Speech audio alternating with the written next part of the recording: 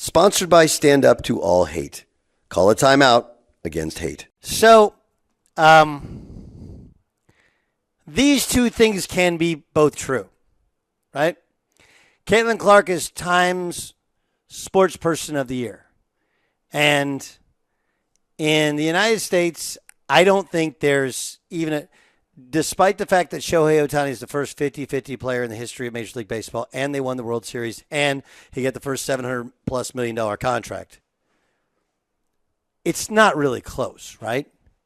I mean, the perfect example is I've been doing this job for over 21 years on the national radio landscape. And without any question, it is the first time ever that we have talked about women's basketball with the exception of, well, previous year. And when you had the Imus deal with Rutgers, this is going back, 15, 16 years ago. And I actually called the championship game on ESPN2. It was called the Full Circle broadcast. Carolyn Peck was my analyst, and I was like a host, sort of play-by-play sort of thing. It was in Cleveland, Ohio. But even that lasted 3-4 days. Caitlin Clark has completely changed anyone's reasonable perception of women's college basketball ceiling and the WNBA. So she's the sports person of the year. That said, I feel like she's been put in a situation where there is no win, and the only way to survive is to fall on the sword for white people everywhere. Because that's the perception. The perception of women's basketball is we only care about Caitlin Clark because she's a straight white girl. And look, I'm not going to sit here and tell you that's not at least a factor. But you can't make people like something they don't like. Right? And the perfect example of it is, who's the best college women's player today? Iowa Sam, our resident women's basketball analyst and scout. Who's the best women's college basketball player? It's really down to two players, right? Yeah, I would say one of them's probably Juju Watkins of USC. Sure. Yep. And the other one? Let me think. Paige Beckers. Of course. Yeah, Paige Beckers. Yeah. Okay. Mm-hmm. Paige Beckers is white, is she not? Yep. Okay. Is she anywhere near as popular as Caitlin Clark? I would say no. But she's pretty popular, especially among the UConn community, but not as close to Clark. It's not. She's not in the same solar system of popularity. And before injury, you can make the case, and she still may be considered a better all-around player. Like Paige Beckers she's legit. She can really play. Kelsey Plum is someone whose records Caitlin Clark broke. Is her popularity, or was her popularity, anywhere near that of Caitlin Clark? No. Yes, it's a rhetorical question, yes. Sabrina Ionescu, same thing. Sabrina Ionescu was actually, and her shoe is I believe the number one selling shoe that Nike has. Now, part of it is Nike kind of dials up the numbers by making that their team shoe, meaning anybody who's a Nike team automatically gets those shoes. And they're really either the Kyrie, I think they're actually the Kobe's. They're planned to be Kobe's. Kobe tragically died. And those same molds were used for Sabrina's. And why do I bring it up that it's about skin color when I don't think it actually is? Caitlin Clark said in the Time magazine interview, where she is the sports person of the year, I want to say that I've earned every single thing, but as a white person, there is privilege. A lot of those players in the league have been really good, but they've been black players. This league is kind of built on them. The more we can appreciate that, highlight that, talk about that, then continue to have brands and companies invest in those players that have made this league incredible. I think it's very important. I continue to try and change that. The more we elevate black women, it's going to be a beautiful thing. Now, look, I'm not against the elevation of beautiful black women, white women, straight women, gay women. I don't care. But what are we actually talking about? Okay. Elena Delle Donne, one of the greatest players ever. By the way, she walked away from basketball for a portion of time to take care of her special needs sister. She's an amazing story, an amazing human being. She's white. The league's built on her incredible success. Go through it. It's about 50-50. But the social media pressure for Caitlin Clark to feel bad about the attention that she's earned and say that she has some sort of privilege is sad. Like she can't even enjoy the fact that there is no sports person in the United States, and frankly out of the United States, that can reasonably compare to the year that she had. And her response has to be, it's great. I want to say I earned it, but it's white privilege, and that's not really what this league's about. I mean, what are we actually doing?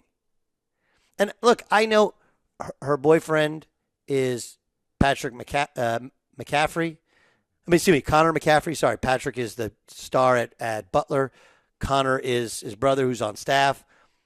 Just full disclosure, Fran is one of my mentors. Fran is the head coach at Iowa. He recruited me and signed me at Notre Dame. Like, I'm close to the family. They're Franny's from Philadelphia, and they are real people. They are comfortable in their skin around white people, black people. I would, if you want to label them, like I would say that Fran, you'd label him as a fairly liberal person. But we're making her basically apologize for her success and the fandom of her success and saying it's only because she's white. That's what we're doing. And that's embarrassing. That's humiliating. I don't. She's done nothing wrong. All she's done is go out and hoop. And hoop in a way which most people say, like, well, she's the closest thing to Steph Curry. Right? I don't know anybody who goes, well, yeah, I like her, but I like her only because she's white. Like, what are we doing? We've had white basketball players, women's basketball players that are great before. They haven't got this attention. We've had black basketball players that are great before. They haven't got this attention. Cheryl Miller, Tamika Holesclaw. I'd mentioned Elena Delle Donne. Like, you kind of go through it. It's like women's basketball. It's like a 50-50 split, white and black, and who's a really good player. And now we're like making her apologize, which actually gives credence to what Jay Stu tweeted when I tweeted out, hey, there's no one even a close second for her to be Sports Person of the Year. Jay Stu, what was your tweet? I said that Angel Reese better be a close second. Yeah. Yeah, it better be, or else. Why are we still doing this? Why are we still doing this? We're like, basically that's what she's doing. Like, hey, I'm great. I got to mention Angel Reese because Angel Reese isn't close. Why are we doing this? Why are we? All this does is make people who do have negative thoughts about other races feel more empowered. And I understand that all Caitlin Clarkson do is like, look, I just want to hoop. And what's the best way to hoop? Oh, talk about elevating black women? Great. How about just elevating all women? Hey, I want to use this incredible platform to honor all the women that came before me, all the women that came after me. Gay, straight, white, black, mixed race, American or foreign, doesn't matter to me. Doesn't that sound better? Isn't that more real? So I'm not being critical of Caitlin because she wouldn't do this as she's tried to take the political neutral Switzerland high road throughout the entire last 2 years. I would be critical of whomever is her advisor telling her to say these things that, well, this will make all of those girls like you. Like, here's the thing. They still don't like you. They don't like anybody. They don't even realize that you are the golden goose. They're trying to kill the golden goose, and they're trying to make their league so incredibly woke that you're going to push away many of the fans that have now come to enjoy the sport. Like, I don't know how to tell you this, but people are worn out by politics. Worn out. They're worn out by people making everything into something racial or something political. We're done. We're cooked. These last 3 elections have completely beaten the politics out of me. You know, it just is. And making something political, which is just really a tip of the cap to an incredible year. I mean, think about it, right? She played great. They get to a championship game, they lose. She's number 1 draft pick. She struggles early on. She doesn't get selected to the Olympic team. And what does she do? She leads her team to a complete seasonal turnaround and leads them to the playoffs, where ultimately they lose. Okay? And the popularity drops off as soon as they lose. And she handles just about everything with a supreme amount of class and dignity, representing all women, her sport and other women's sports, as well as anyone could possibly hope. And her award is Sports Person of the Year, but you got to make sure you say you're privileged, and the only reason you're getting this attention is because you're white. Sad state of affairs. Sponsored by Stand Up to All Hate. Call a timeout against hate.